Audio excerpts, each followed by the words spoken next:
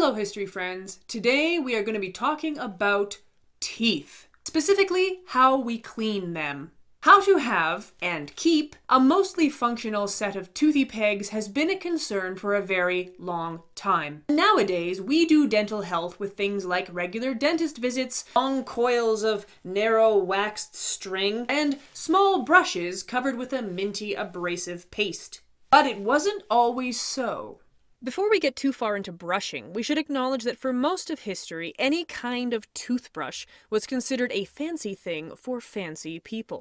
The vast majority of humans before and during its existence cleaned their teeth in much less complicated ways, usually by chewing on a stick, swishing and gargling with various concoctions, or with a finger and a piece of cloth.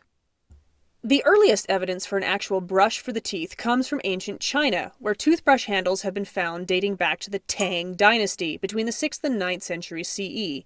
Around 1770, an English cobbler named William Addis supposedly fashioned a rudimentary toothbrush while imprisoned in a London jail. While Addis often wrongly gets the credit for inventing the toothbrush, what he did do was found one of the first large toothbrush companies, making mass-produced toothbrushes far more common in Europe, although still far from ubiquitous.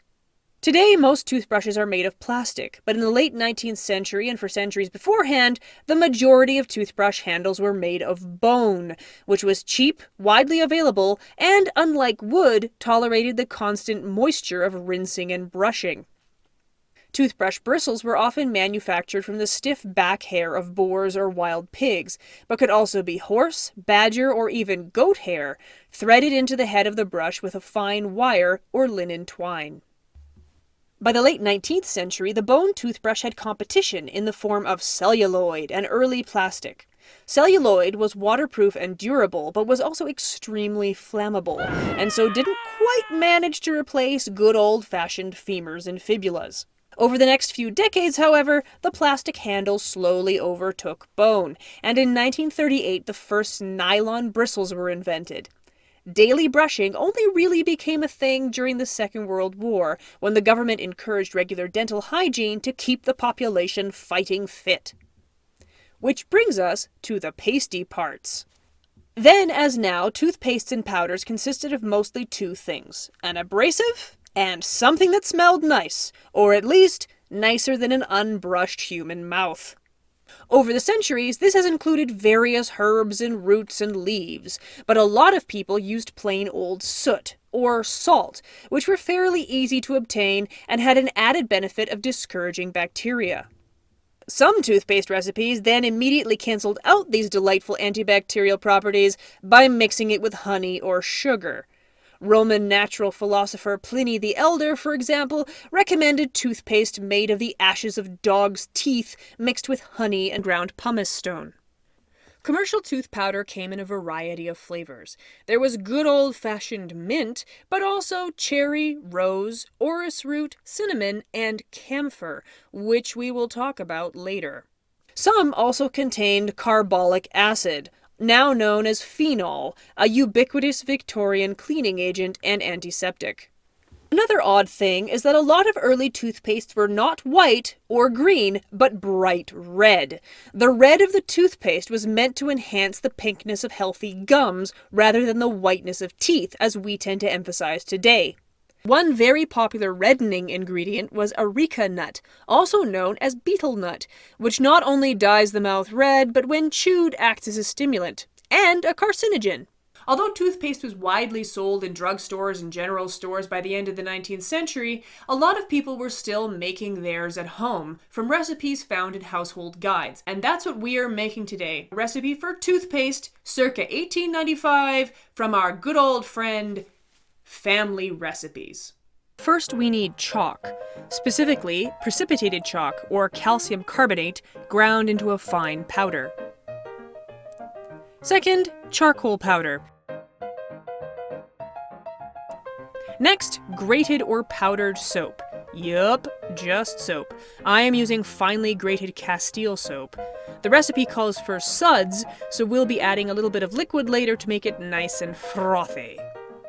Next, spirits of camphor.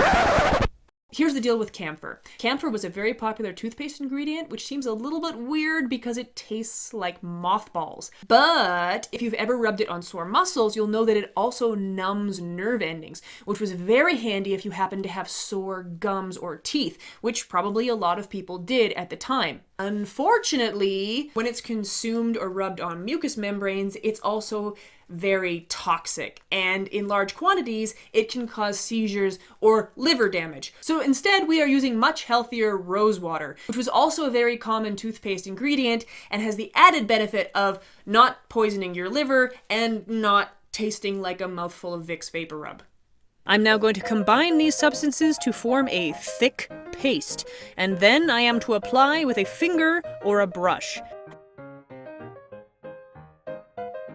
Okay, so now we're going to test our toothpastes. In this corner, we have our toothpastes. We have our jar of Victorian charcoal paste, and we have an example of an ordinary supermarket toothpaste that you could buy anywhere today. I'm going to brush with each toothpaste for 30 seconds. But first, let's bring out the competition. 2 pieces of Australian soft black licorice and 1 teaspoon of blackstrap molasses. Let's get chewing.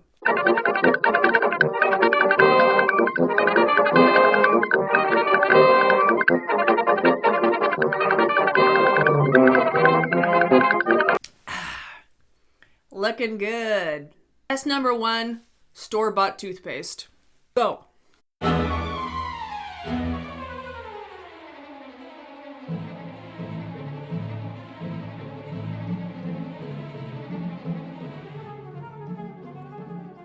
Okay, so there's still a chunk of licorice in my gums. It now tastes slightly minty, but overall not bad. Next up, we have our Victorian charcoal paste.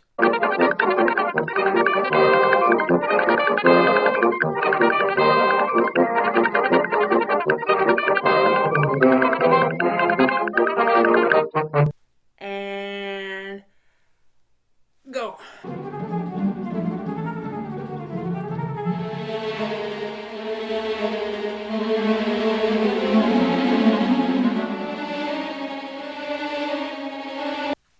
So, I would say there are fewer pieces of licorice adhering to my gums. Probably because this stuff is much more abrasive than the kind of toothpaste that we use today. Compared to a modern toothpaste, this is kind of like brushing your teeth with a mouthful of gravel. The soap taste is not horrible, but it might be because of the licorice.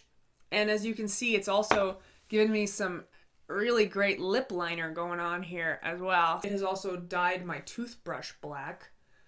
Overall, I would say that the Victorian toothpaste has greater cleaning power. It's really good at scraping things off your teeth. Unfortunately, in the long term, it would probably also be good at scraping the enamel off your teeth. If you had no other option, it's not horrible. The soap taste goes away after several rinses.